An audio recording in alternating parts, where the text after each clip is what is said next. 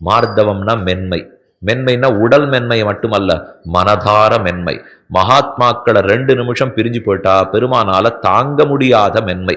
ஒருத்தர் ரொம்ப மிருதுவானவரா இருக்காருன்னா அப்படின்னா அவருக்கு பசிச்சாலும் ஆகாது, வேர்த்தாலும் ஆகாதுன்னு அர்த்தம். மழை பெஞ்சாலும் மழை பெய்யறதே என்ன பண்றதுன்னுவோம், வெயில் காஞ்சதுன்னா இதுக்கு மழையே தேவையில்லைன்னுவோம். எது பண்ணாலும் நம்ம மாத்தி சொல்றோம் பாருங்க. இதெல்லாம் ரொம்ப மிருது ஸ்வபாவர்கள்னு அர்த்தம். இதுல 2 பேர் இதை திருவங்கியாழ்வாரே தெரிவித்தார். நும் அடியார் எல்லாரோடும் ஒக்க எண்ணியிருந்தீர் அடியேனை, உம்மை எல்லா பக்தர்களோடையும் என்ன சம்பவம்னு நினைச்சிட வேண்டாம். அந்த இடத்துல வியாக்கியாதாக்கள் ரசிகர்கள் சொல்றார்கள், நும் அடியார் எல்லாரோடும் உம்முடைய எல்லா பக்தர்களோடையும் என்ன சமம் நினைச்சு நுட்டீரான்னா, நம்மாழ்வாரோட என்ன சமம்னு நினைச்சுக்க வேண்டாம், நான் அவரோட வசத்தி என்ன திருவங்கி ஆழ்வார் சொல்லிக்கிறார். இது என்ன சுவாமி இவா 2 பேருக்குள்ளேயே போட்டியான்னு கேட்டா, ஆமா, ஆழ்வார் மலையாள திவிதேசத்தவர். ஏன்னா தாயார் திருவன்பரிசாரத்து பெண் உடையனங்கையார். அதனால மலையாளர்களுக்கு ஒரு தனிச்சிறப்பு. 4 நாள் சேர்த்து வச்சு சாப்பிடுவாளாம், 4 நாள் சேர்த்து பட்னி கிடப்பாளாம். ஆனா நாம இருக்கும் பாருங்க 4 மணி நேரம்.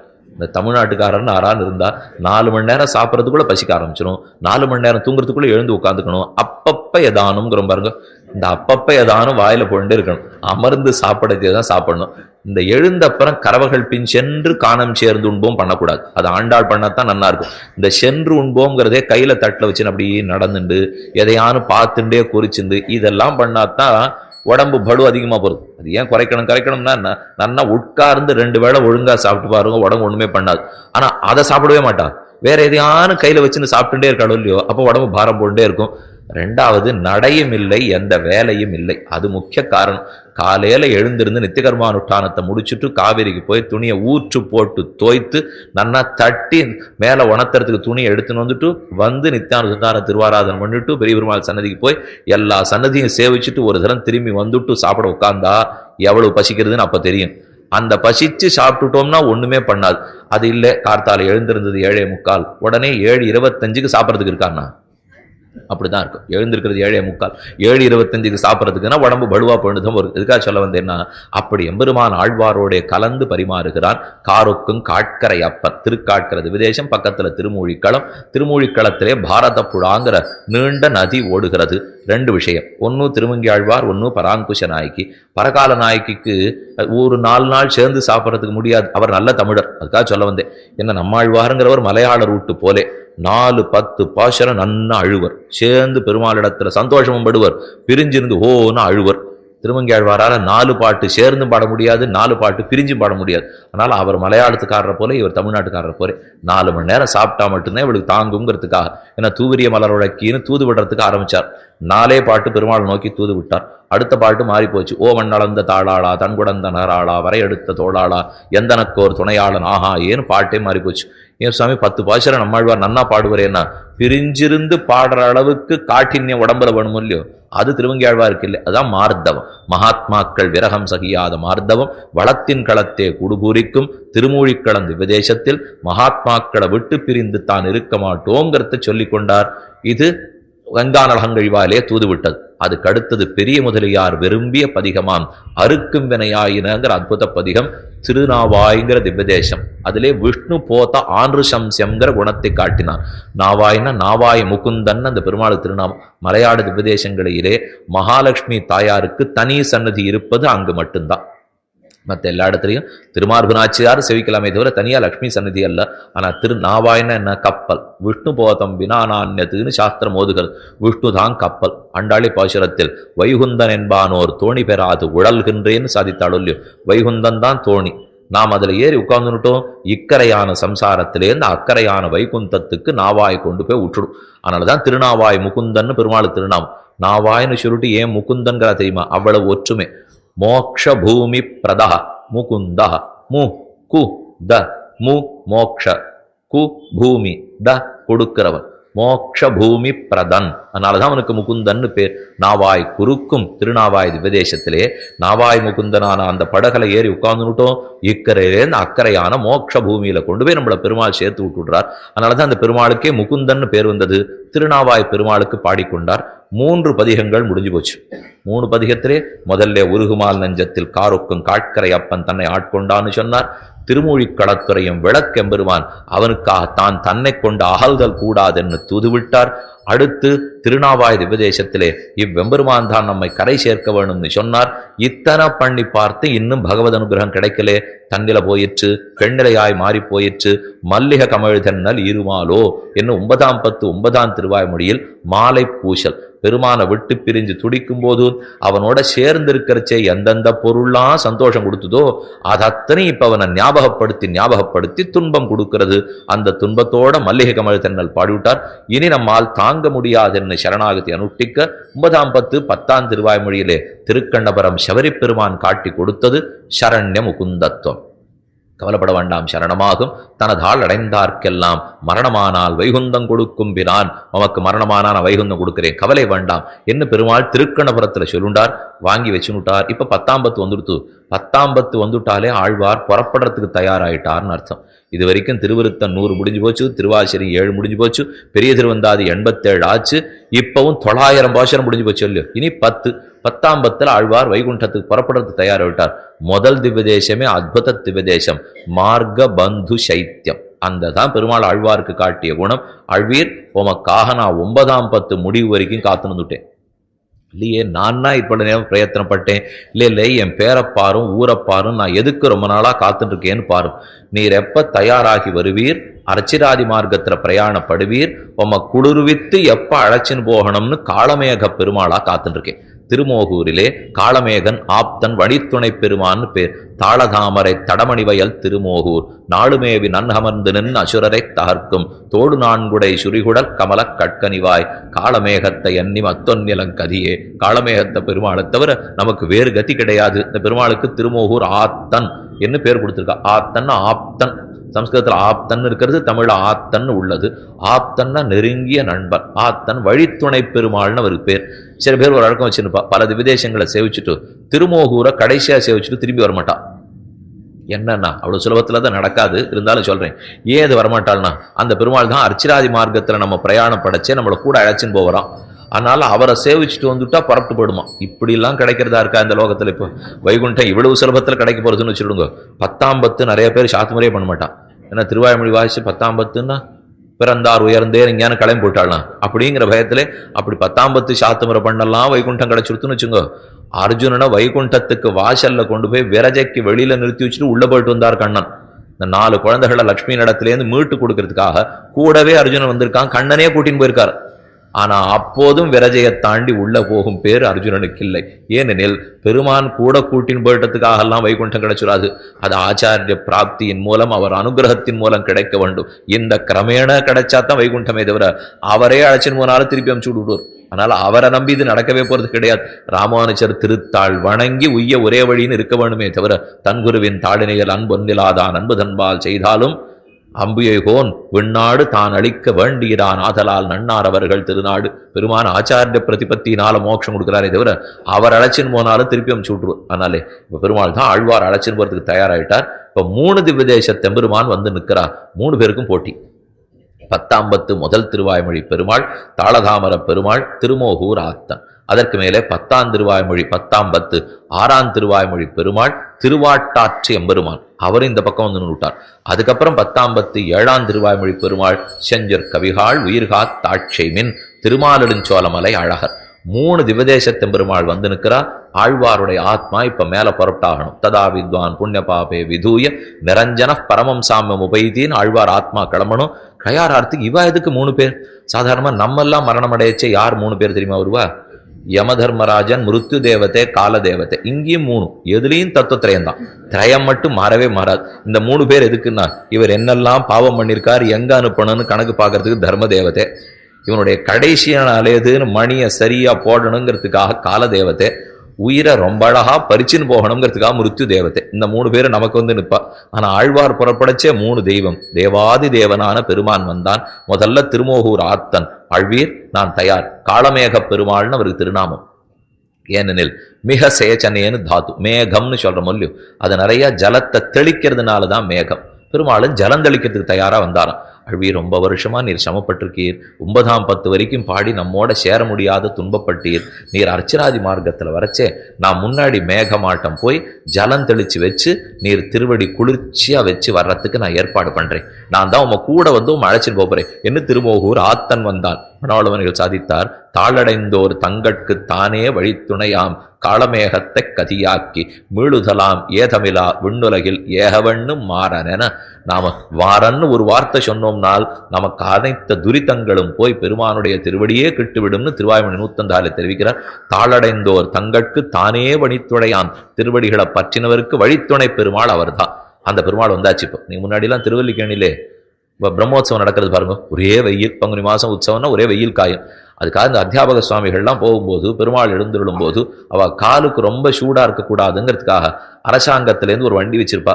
அந்த வண்டி பின்னாடி ஓட்ட ஓட்டையாக போட்டிருக்கும், வண்டி முழுக்க ஜலம் ரொப்பி இருக்கும். அந்த ஓட்டை ஜலத்தை கொட்டிகிட்டே போகும். அது வீதி முழுக்க ஜலம் கொட்டின்னு போடுதுன்னா குளிர்ந்து போயிடும் சாயங்காலத்தில். புறப்பாடு சுகமாக இருக்குங்கிறதுக்காக இந்த வண்டி கண்டுபிடிச்சது திருமோகூர் காலப்பெருமாள் பெருமாள் இடத்துல தான். அவர் தான் அர்ச்சிராதி மார்க்கத்தில் முன்னாடி போய் ஆழ்வாருடைய திருவடி நொந்து போகாத நன்னா ஏற்படுத்தி வைப்போம், எனக்கு கொடுக்கறதுக்கு வீடு திருத்துவான்னு ஆழ்வார் சாதித்தார். ஆழ்வார் புறப்படுறதுக்கு தயாராக இருக்கிறச்சே பெருமாள் வந்துட்டு ஒரு 5 நிமிஷம் அவகாசம் கொடுத்து வரேன்னாராம். நம்ம கிளம்புறதுக்கு எங்கேயானு தயாராக இருக்கிறச்சே நம்ம கூட வர ஒரு 2 நிமிஷம் கோன்னு எங்கேயானு போடுவார். எங்கே போயிருக்காருன்னு அவரை தேடி தேடி நம்ம அலைஞ்சுட்டே இருக்க வேண்டியதான். ஆழ்வார் அழைச்சின்னு போகணும், பெருமாள் எங்கேயோ போயிட்டார். என்ன அவர் திரும்பி போய் அந்த ஊரெல்லாம் சரியா இருக்கா பழுது பார்த்து போனது வந்தது பூச்சி புதுசாக வெள்ளை அடிச்சுட்டு திரும்பி வந்தாராம். ஆழ்வார் கேட்டார், எந்த ஊருக்கு வெள்ளை அடிச்சுட்டு வந்து? ஸ்ரீவைகுண்டத்துக்குன்னார் பெருமாள். இந்த ஊர்ல தானே பழுது பார்க்கணும் வெள்ளை அடிக்கணும்னா. இல்லை உன் மாட்டம் ஒரு முக்தாத்மாவை இது வரைக்கும் நாங்கள் அழைச்சின்னு போனது இல்லை, யாரோ 4 பேர் வந்திருக்கா, ஆனா நீர் வரப்போகிறீர்னா அதுக்கு நான் புது வைகுண்டமே சிருஷ்டித்தால் தான் உண்டு. ஆழ்வீர் இதை போல ஒரு முக்தன் அந்த இடத்துல இல்லை, அங்க இருக்கிற நித்திய சூரிகளுக்கெல்லாம் உம்மை கொண்டு போய் நான் காமிச்சாகணும், என்ன காட்ட போறீரான்னு ஆழ்வார் கேட்டார். ஆம், அதுக்குத்தான் நானே அழைச்சின்னு போகணும்னு வந்திருக்கேன். எல்லா ஆத்மாக்களும் போகும்போது பகவான் வர்றதில்லை, ஆதிவாகிகர்கள்னு சில பேரை ஏற்பாடு பண்ணியிருக்கார். அவர்கள் தான் நம்மளை அர்ச்சிராதி மார்க்கத்தில் அழைச்சின்னு போவா.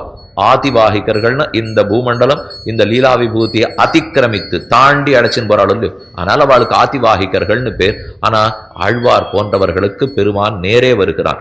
ஆள வச்சு கூட்டின்னு போகக்கூடாது, நாமே அழைச்சின்னு போகணும் என்று திருமோகூர் ஆத்தன் காளமேக பெருமான் வழித்துணைக்கு ஆள் தயார். ஆழ்வாருக்கு இப்ப நிம்மதியா எடுத்து, ஓ பெருமாள் எப்ப வந்துட்டாரோ அப்ப நாம கிளம்ப போறது நிச்சயம் போல் இருக்கு அப்படின்னு இவர் நினைச்சுன்னு விட்டார். ஆனா அவர் நினைக்காத ஒரு ஆபத்து சூழ்ந்துடுச்சு. அது ஒரு 5 திருவாய்மொழி தள்ளி வந்தது. 5ஆம் 10ஆம் 6ஆம் திருவாய்மொழியிலே அருள் பெறுவார் அடியார் தம் அடியனேற்கு ஆழியான் அருள் தருவான் அமைகின்றான் அது நமது விதிவகையே இருள் தருவான் ஞாலத்துளினி பிறவி யான் வேண்டேன் மருளொழி நீ மடனெஞ்சே வாட்டாற்றான் அடிமடங்கே. திருவாட்டாற் செம்பெருமான் ஆதிகேசவ பெருமான் ரொம்ப அற்புதமான சேனம். அது 2 இப்போதைக்கு தமிழகத்துல தான் உள்ளது. ஆனா அன்னைக்கு இருந்தது மலையாளத்திலே. இன்றைக்கு அந்த திவ்யதேசங்கள் திருவாட்டாறு திருவன்பரிசார 2மே தமிழகத்துக்குள்ளதான் இருக்கு. ஆனா கணக்கு மலையாள திவ்யதேசத்துக்குள்ளதான் கணக்கு. ரொம்ப ஆச்சரிய திருக்கோலம், நீண்ட நெடிய திருக்கோலம். திருவனந்தபுரத்து பத்மநாப சுவாமிக்கு நேர் எதிர்ப்புறம் சயனிச்சிருந்து காப்பில் இருப்பார். இதே போலத்தான் சயனம். என்ன ஒண்ணு, நாபி கமலத்துல பிரம்மா உண்டு திருவனந்தபுரத்திலே, நாபி கமலத்தில் பிரம்மா கிடையாது திருவாட்டாற்றலே. இது 2 பெருமாளுக்கும் வித்தியாசம். நம்ம தள்ளி நின்று சேவிப்போம். முக நாபி திருவடிகளை 3 துவாரங்களாலே சேவித்துக் கொள்ள வேண்டும். திருமுகத்தை சேவிக்க ஒரு துவாரம், திருநாபியை சேவிக்க மற்றொரு துவாரம், திருவடிகளை சேவிக்க மற்றொரு துவாரம். அவரவர்கள் அதிலே நித்திய சூரிகளா போய் நின்று திருமுடி பக்கம் சேவிக்கட்டும், பிரம்மாதி தேவர்களா நாபி கமலத்து பக்கம் சேவிக்கட்டும், நம் போன்ற அடியார்களா திருவடி பக்கத்தில் சேவிக்கட்டும் என்று பெருமாள் சேவை சாதிக்கிறார். அவர் முடி வசரத்தில் இருக்கும், கையை எப்படி வச்சுருப்பார். அவர் எங்க இருக்கிறார்னு தெரிஞ்சுக்கணும்னா நெத்திக்கட்டில் கிரீடத்துக்கு கீழே ஒரு மல்லி சரம் சாத்திருப்பா. அதை சேவிச்சோம்னா தான் நெத்திக்கட்டு அங்க இருக்குன்னே தெரியும். இல்லைன்னா அந்த ஊர்ல மின்சார விளக்கு போடுறது கிடையாது இல்லையோ. திருவஞ்சிக்கடம் கோவில் கட்டணும்னு போறச்சவே முதல்ல விதி அதான் போட்டான். சொக்கா போண்டு உள்ள வர மாட்டேடும் இல்லையோ, மின்சார விளக்கு போட மாட்டேடும் இல்லையோ, அப்படின்னா கோவில் கட்டுங்க, இல்லைன்னா இந்த பக்கமே வராதிங்கட்டான். ஆச்சரியமா தேவையில்லை, இது இன்னும் பிடிச்சிக்கிறதுக்கு ஆட்கள் இருக்கேன்னு விட்டு அங்க உள்ள போறவர்கள் மலையாளத்துல வேற எந்த கதையும் கோவிலுக்குள்ள பேசுறதே இல்லை. இது முதல். சொக்கா போண்டு போறதில்லை. 2வது, எங்கேயும் மின்சார விளக்கு கிடையாது, நெய் விளக்கு எண்ணெய் விளக்கு தான் ஏற்றிருக்கா. ஆனா பாக்குறதுக்கே ரொம்ப ரமணீயமான திவ்யதேசம் திருவாட்டாற் செம்பெருமான். அவ்வெம்பெருமான் வந்து ஆழ்வீர் புறப்படலாமான்னார். சரி புறப்படலாமே. அவரும் வந்து நின்றுட்டார். சரி இவர் ஏதோ பண்ண போறார் போல் இருக்குன்னு ஆழ்வார் எதிர்பார்த்துட்டு இருக்கார். அதற்குள்ள கிடுகிடுன்னு அவசர அவசரமா திருமாலிடும் சோழமலை அழகன் வந்துட்டார். இவா ரெண்டு பேர் என்ன பேசி போறா? ஒருத்தர் தான் கூட வரப்போறான்னு நினைச்சிருந்தோம். சரி, காளமேக பெருமாள் தயார். இவர்கள் இருவரும் என்ன பண்ணுவார்கள்னா, திருவாட்டாற்றை எம்பெருமானை பற்றி ஆழ்வார் சாதித்தார். இவ்வளவு காலம் திருவாட்டாற்று எம்பெருமானு பாடிட்டு இருந்தேன், அவர் எனக்கு ஒரு அனுகிரகம் பண்றதா தெரியல. ஆனா இப்போது வாட்டாற்றெம்பெருமானுடைய அடியார்களை வணங்க ஆரம்பித்தேன், உடனே மோட்சம் கொடுக்கணும்னு வந்தார். அப்ப பகவத் பக்தர்களை விட பாகவத பக்தர்களுக்கு மோட்சம் சீக்கிரமா கிடைக்கும்னு வந்தார். பேச்சுவார்த்தை ஆரம்பிக்கிறது. கிளம்பலாமான்கிறார் ஆழ்வார், கிளம்பலாமேங்கிறார் பெருமாள். ரெண்டு பேரும் கிளம்பலாமா கிளம்பலாமே கிளம்பலாமா கிளம்பலாமேன்னா கிளம்பணுமே, அதை மட்டும் பண்ணல. ஆழ்வார் கேட்டார், ஏன் இன்னும் கிளம்ப மாட்டேங்கிறோம்? பகவான் அதான் சொல்றேன், ஏன் இன்னும் கிளம்ப மாட்டேங்கிறீர்னார். தேவரீர் தான் அழைச்சின்னு போக வேண்டியவரை ஏன் கிளம்பலன்னா, நான் அழைச்சின்னு போறதுக்கும் தயார், நான் அனுமதிச்சு தான் நீர் புறப்பட்டு போகணும், அனுமதிக்கிறதுக்கு வந்துட்டேன். அழைச்சின்னு போறதுக்கு திருமோகூர் பெருமாள் வந்துட்டார். ஆனால் இப்ப அவசரமா இந்த 3ஆம் பெருமாள் வந்தார் பாரும், அவர் தான் நடுவில் ஏதோ குறுக்க நிற்கிறார்னார் பெருமாள். ஆழ்வார் பார்த்தார், அழகர் அந்த மாதிரி செய்ய மாட்டாரே, நமக்கு ரொம்ப வேண்டியவராயித்தே. 2ஆம் பத்து 10ஆம் திருவாய்மொழி அழகருக்குத்தா, 3ஆம் பத்து முதல் திருவாய்மொழி அழகருக்குத்தா, எப்படிலாம் அவர் அனுபவித்தோம். அழ்வீர் அழகர் உம்ம நன்னாத்தான் அனுபவிச்சிருக்கார். ஆனா நீர் அவன் அனுபவித்த விட அவர் உம்ம அனுபவித்தது எவ்வளவு அதிகமா போச்சு தெரியுமோ? நீர் இந்த உடல் விட்டு சரீரத்தை தொலைச்சுட்டு மோட்சத்துல போய் அனுபவிக்கணும்னு பாக்குறீர். அதை அழைச்சின்னு போறதுக்கு தான் நானும் வந்தேன். ஆனா அழகர் தடுத்து, வாட்டாற்றெம்பெருமானே காளமேக பெருமானே, இவ்வாழ்வார நீங்க அழைச்சின்னு போகணும்னால் இந்த திருமேனியோட வைகுண்டத்தை கூட்டின்னு வாங்குங்கிறார். பெருமான் யோசிச்சார், இந்த சரீரமா, இது என்ன பெருமாள் திருமேனிங்கிறார்? அவரதுதான் திருமேனி. இது வெறும் ரத்தம் மூத்திரம் மாம்சம் சதை சீழ் நிறைந்திருக்கிற சரீரம். மரம் சுவர் மதிலெடுத்து மறுமைக்கே வெறும பூண்டு, புறம் சுவர் ஓட்டமாடம் புரளும் போது அறிய மாட்டீர். இது மின்னின் நிலையில மண்ணுயிராக்ககள். பிராணன் போற சமயத்துல உயிர் துடிக்கிறத பார்த்தா, கடைவாயில் அட்டிய கஞ்சி கடை சோற கஞ்சியை ஊற்றுகிறான் பிள்ளை, ஊற்றி ஏதான் இவர் வச்சு சொத்து வச்சிருக்கிற இடம் தெரிஞ்சுக்கலாமாங்கிறதுக்காக பக்கத்துல நிற்கிறானா. அந்த கஞ்சி போய் உள்ளுக்குள்ள போறது. இங்க இருந்து ஏதோ பந்து வந்து அடைக்கிற மாதிரி கழுத்துல அடைத்து கொள்ளுகிறது. பக்கத்துல இருக்கிற பந்துக்கள்லாம் நேத்து வரைக்கும் நல்லவனா இருந்தவன் இன்னைக்கு கெட்டவன் ஆயிட்டான், நேத்து வரைக்கும் கெட்டவன் நினைச்சிருந்தவன் இன்னைக்கு நல்லவன் ஆயிட்டான். குரல் கழகலத்து போச்சு, எத்தையோ சொல்லணும்னு நினைக்கிறான், கண்ணு சொரிய போச்சு, பேசவே வரல. இப்படி இருக்கிற மாம்சலமான தேகம், இந்த தேகத்தை கழிச்சுட்டு தூக்கி எரிஞ்சுட்டு அஸ்மா சரீராது சமுத்தாய பரஞ்சோதி உபசம்பத்திய ஸ்வேன ரூபேண அபிநிஷ்பத்தியதே, என் ஆச்சரியமான உன் அனுபவத்துக்காக நான் காத்துட்டு இருக்கேன், என்ன இந்த சரீரத்தை கூட்டின்னு போனோம்னு சொல்றியே என்ன? ஆழ்வார் கேட்டார். வாட்டாற்றெம்பெருமான், நம்ம கேட்க வேண்டாம், அவரை கேளும். இது சொன்னது திருமாலின் சோழமலை அழகர். அவருக்கு உம்ம பேர்ல ஒரு குணம் இருக்காழ்வீர், தியாஜ்ய தேக வியாமோகம். இந்த தியாஜ்யமான தேகத்தில் அதீத காதல் கொண்டிருக்கிறான் இந்த பெருமான்.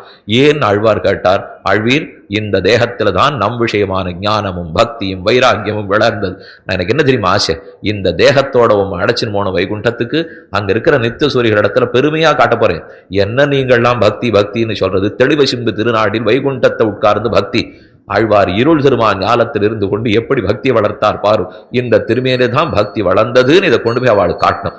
அதனால இந்த திருமேனியோட அழைச்சின்னு போறதா முடிவு கொண்டேன். ஆழ்வார் கத்கத ஸ்வரத்திலே நமஸ்கரித்து பிரார்த்தித்தார். சாஸ்திர விரோதமா ஒண்ணு நீ செய்யக்கூடாது, நீ வச்சிருக்கிறது தான் சாஸ்திரம், நீயே சரீரத்தோட அழைச்சின்னு போயிட்டுவேன். ஏன்னா நாளைக்கு இந்த சரீரத்துல ஏற்கனவே இவனுக்கெல்லாம் ஆசை, இத்தோட போகலான்னு வேற நினைச்சிட்டான்னா அவர்களுக்கு இதில் ஆசை வெஞ்சிடும், வேண்டாம் இதை விட்டுடும். பெருமாள் திரும்ப கேட்கிறார், உம்மா ஆசை முக்கியமா என் ஆசை முக்கியமா? அதே கேள்வி. கீழே ஒரு ஆசை சொன்னார் இல்லையோ, உம்முடைய ஆசை முக்கியமா நம்முடைய ஆசை முக்கியமா? இந்த விஷயத்தில் ஆழ்வார் விட்டே கொடுக்கறதா இல்லை. இந்த சரீரம் பொங்கைம்புலனும் புரியைந்தும் கருமேந்திரியம் ஐம்பூதம், இந்த பாஞ்ச பௌதிகமான சரீரம் தள்ளத்தக்கதே தவிர இது ஒரு நாளும் கொள்ளத்தக்கதல்ல. இன்னைக்கு மட்டும் பெருமாள் சொல்றதுக்கு நம்ம விட்டு கொடுத்துட்டோம், இவர் சாஸ்திரத்தை மாத்தி எழுதிடுவார். அதனால அதை நாம் அனுமதிக்கவே கூடாதுங்கிறதுக்காக மங்க ஒட்டு உன் மாமாயை பகவன் வேண்டாம், நான் சொன்னதாகவே இருக்கட்டும், அது தேவரி சொல்லியிருக்கிறதாவே வேண்டாம், உம் ஆசைப்படியே நடக்க வேண்டாம், நான் சொன்னதா இருக்கட்டும், சரீரத்தை தொலைச்சிடும் என்ன ஆழ்வார் பிரார்த்தித்தார். அப்பா அழகர் தெரிவிக்கிறாரா, உம்ம திருமேனில எனக்கு என்ன தெரியுமா இவ்வளவு காதல், ஞானியை விக்கிரகத்தோடே ஆதரிக்கும். ஒரு ஞானி பக்தன் இருந்தால் அவனுடைய ஆத்மால மட்டும் பகவானுக்கு ஆசை இல்லை, அவனுடைய திருமேனியோடு ஆசைப்படுகிறான். அதுல நிறைய அழுக்கு இருக்கேன்னா, ஒரு காதலியினுடைய உடம்பில் இருக்கக்கூடிய அழுக்கை உகத்த தெரிந்த காதலன் தான் ரசிக்கனே தவிர, அழுக்கு இருக்குன்னு நினைக்கிறவன் ஞான ரசிக்கனா இருக்க முடியுமா? தன்னுடைய தர்மபத்னி மனைவிக்கு உடம்பு சரியில்லை, ஒரே ஜுரம், இல்ல அடுப்பங்கரையில வேலை பார்த்துட்டு வந்திருக்கா, கையெல்லாம் கறி, அடுப்பு இருந்தால் கையெல்லாம் கறி, அதனால அந்த கறியோட வந்திருக்கா, முகத்துல கறி தீத்தின்னு இருக்கு. அப்ப இவன் வெளியில போறவர் வராருனா, என்ன மாதிரி கரியா இருக்கே, முகம் நன்னா இல்லையே அப்படின்னு ஒருத்தன் நினைத்தால் ரசிகத்தன்மையே இல்லேன்னு அர்த்தம். பகவானுக்கு கைங்கரியம் பண்றதுக்கு உடம்பெல்லாம் கரியா இருக்கு, இதுதான்னா இவளுக்கு அழகா இருக்கு, என்னை யார் நினைக்கிறானோ அவன் கணவனே தவிர அவன் தானே அவனுக்குடைய உண்மையே தெரிஞ்சுட்டு இருக்கான். அதை போல காமினி நம்மாழ்வார், அவர் உடம்புல என்ன அழுக்கு இருந்தாலும் அதை உகப்பவன் தான் எம்பெருமான். அதனால தியாஜ்யமான தேகத்தில் வியாமோகம், இந்த தேகம் தள்ளத்தக்கது, ஆனா அந்த தேகம் வேணுங்கிறார் இல்லையோ, ஞானியை விக்கிரகத்தோடே ஆதரிக்கும், விக்கிரகத்தோட அழைச்சு போனன்னு அவர் சொல்றார். இப்ப பெருமாள் பிரார்த்தனை கிடங்க ஒத்துனுட்டார். இப்ப ஆழ்வார் பிரார்த்தித்தார், பகவானும் ஒத்துக்கொண்டான். வாட்டாத்தான் எம்பெருமான், அவனை பத்தி ஆழ்வார் பாசுரம், வாட்டாத்தான் அடிமணங்கி நானேற பெருகின்றேன் நரகத்தை நகுநெஞ்சே, வாட்டாற்றான் பணிவகையே நானேற பெருகின்றேன்னார். இந்த இடத்துல வீட்டிலே ரொம்ப ஆச்சரியமா அர்த்தம் சொல்லியிருக்கார். வாட்டாற்றான் பணிவகையே நானேற பெருகின்றேன்னா, வாட்டாத்தெம்பெருமான் சரி இந்த சரீரத்தை தொலைச்சு அழைச்சின்னு போறேன்னு சொல்லிட்டார், நான் நேர பெறுகின்றேன். அப்படி நான் மோட்சத்துக்கு போறேன். நெஞ்சே போற வழியில இந்த நரக்கமான சம்சாரத்தை பார்த்து நன்னா ஒரு தினம் சிரிச்சுட்டு வா, இது நம்மளை எத்தனை பாடுபடுத்திருக்கோம். இப்ப வைகுண்டத்துக்கு போறோமோ இல்லையோ, நெஞ்சே நரகத்தை பார்த்து சிரின்னார் ஆழ்வார் பரப்பிட்டார். நமக்கு சந்தேகம் வந்துடும், இவர் பணிவகையேன்னா இவர் கிளம்பிட்டு இருக்கார், இவர் என்ன பாட்டுல வாட்டாற்றான் பணிவகையேன்னு விட்டார். வாட்டாற்றான் பணிவகை இல்லை, இவர் பிரார்த்தித்தபடி இவர் கிளம்பி போயிட்டு இருக்கார். ஆனா பாசுரத்துல வாட்டாற்றான் பணிவகைன்னு இருக்கு. பெருமாள் எவ்வளவு தூரம் ஆழ்வாருக்கா விட்டு கொடுத்துட்டாருன்னா, இப்ப மனைவி ஒண்ணு கேட்கிறாள்னு வச்சுங்க, அதை வெளியில சொல்ல முடியாது, ஆனா கணவன் இடத்துல சொல்லிவிட்டா. இதை கேட்டிருக்கான்னு வெளியில சொன்னா அது அவ்வளவு வசத்தியா கருதப்பட மாட்டாது.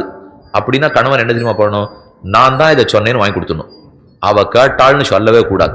அப்படின்னு சொல்லியிருந்தா வேணும்னு மட்டம் தட்டுறான்னு அர்த்தம். இப்ப அவளுக்கு அதுல ஆசை இருக்குன்னு தெரிஞ்சுனுட்டா, அவ பெயர் வராத அளவுக்கு அவள் ஆசைப்பட்டதை கொடுத்துடணும். ராமனே சீதையின் இடத்துல அப்படிதான் பண்ணார். இன்னி வரைக்கும் ராமன் தலையில் ஒரு பழியை தூக்கி வச்சுருக்கமே, இவர் தான் காட்டு கமிச்சுட்டார், கர்ப்பிணியை காட்டு கமிச்சார்னு. இது சீதையினுடைய பிரார்த்தனை. சீதை நிறைமாத கர்ப்பிணியா இருந்தா, சீதை உனக்கு என்ன வேணும்னு கேட்டார். ரிஷிகளுக்கு நடுவுல இருந்து அவள்கிட்ட தர்மோபதேசம் பெத்துண்டு அங்கதான் குழந்தைகளை பெறணும்னு அவள்.